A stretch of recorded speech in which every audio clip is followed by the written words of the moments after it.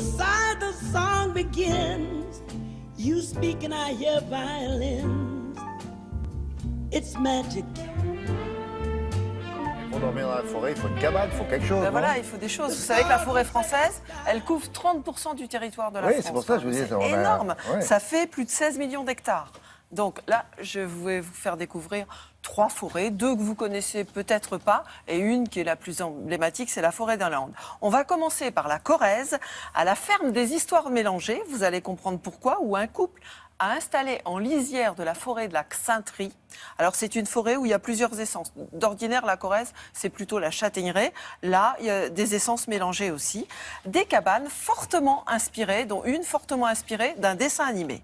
Ensuite, on va aller à Bagnoles-de-l'Orne. Alors, dans un relais du silence, à l'orée de la forêt des Andennes. Alors, cette forêt, elle a aussi des essences mélangées, des hêtres, des chênes, des pins sylvestres, mais surtout, son sous-bois est extrêmement riche en champignons. Alors, automne, champignons. Et le manoir du Lys, depuis 2 générations, propose d'aller avec un mycologue découvrir les champignons, d'aller les cuisiner, et puis de dormir dans des chambres inspirées de la forêt. Non, on est en lisière, là. Oui, on est en lisière. Oh, on est déjà dans la forêt, hein, parce qu'elle est grande, la forêt des Andennes, elle couvre 4000 hectares. Et puis si ça ne suffit pas, on vous met le papier peint forêt aussi. Voilà, c'est exactement ça.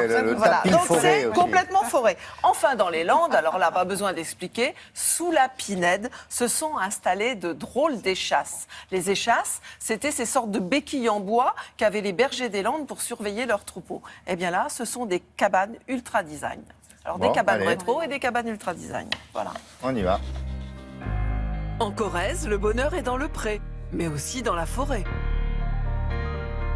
À mon retour de Polynésie, j'ai rencontré Vincent dont je suis tombée éperdument amoureuse et voyant toutes les forêts qui couvraient ces terres, j'ai eu l'idée de lui proposer de faire des plateaux pour dormir à la Belle Étoile. Et il a dit, là ma chérie, tu rêves. En Corrèze, il y a 2 nuits sans rosée, donc il faut oublier. Par contre, pourquoi pas habiller ces plateaux et en faire des cabanes ? Donc notre première cabane, c'est la cabane de la Pérade. Elle porte le nom du ruisseau qui passe à ses pieds. Elle surplombe une roselière et c'est une cabane super romantique. La seconde, c'est la cabane du pêcheur qui est au bord de l'étang et c'est ma préférée personnellement. Sur les murs de la cabane du pêcheur, viens t'asseoir.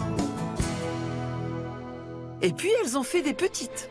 La dernière, c'est la cabane du soleil.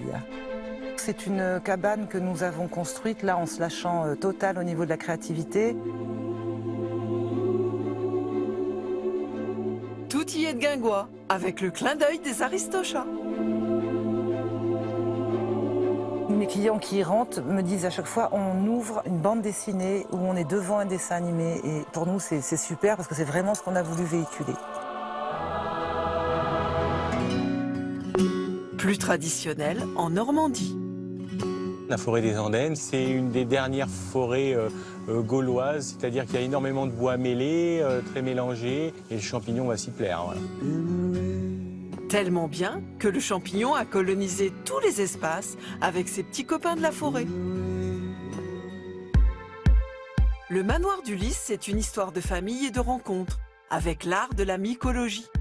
L'aventure, elle débute dans les années 80, où mes parents donc, achètent ce manoir. L'histoire des champignons, c'est vraiment l'idée de papa. Il a rencontré les mycologues qui l'ont fait découvrir les champignons. De fil en aiguille, on a emmené les gens en forêt, on les a amenés en cuisine, on leur a montré comment les cuisiner, comment les manger, comment les apprendre. Et en fait, maintenant, les gens viennent manger la forêt tout entière au manoir. Au cœur de la forêt des Landes, ils ont posé des échasses d'un nouveau genre. L'idée de base, ça a été la volonté de créer, d'imaginer un hôtel tel que ça nous aurait plu d'en trouver un nous-mêmes. L'idée était de recréer le paysage des Landes. Nous avons replanté des centaines de végétaux d'espèces locales, des chênes, des pins, des arbousiers, des bruyères. Nous avons creusé un plan d'eau qui fait remonter la nappe phréatique et avec le volume de terre dégagé, nous avons pu créer des reliefs. Pour créer le design que vous voyez aujourd'hui, il y a eu un vrai travail conjoint entre l'architecte et le paysagiste pour transformer ce qui était à la base un champ de maïs qui n'était plus exploité en l'hôtel que vous voyez aujourd'hui. Design épuré, inspiré de leur voyage, Scandinavie et Japon. On a fait tomber les séparations qui peuvent exister entre l'intérieur et l'extérieur, par la présence de grands avantoirs, par de larges baies vitrées. La nature s'invite à l'intérieur des cabanes. Le luxe, ça n'est pas d'être dans le paysage, c'est d'être le paysage. C'est Il y en a magnifique. plusieurs. Ils en ont 7. 7, William. Bah oui. Ils appellent ça des modges. Modge. Moi, je sais pas. Comment vous écrivez ça? MODGES. Ça remplace les Et on lodges. peut rentrer à combien là-dedans? Dans ces grandes suites, parce que ce sont des grandes suites avec terrasse, on rentre à 2, mais il y en a une qui est conçue pour 6. Vous d'accord. pouvez y aller en famille. Voilà. Très bien. Donc, Cher, autant pas cher? d'idées. Celles-là, elles ne sont pas données. Mais les premières, la petite cabane des Aristochats, elle est tout à fait On abordable. a une hein. petite barque Et pour se les- balader sur les temps, là, ou pas?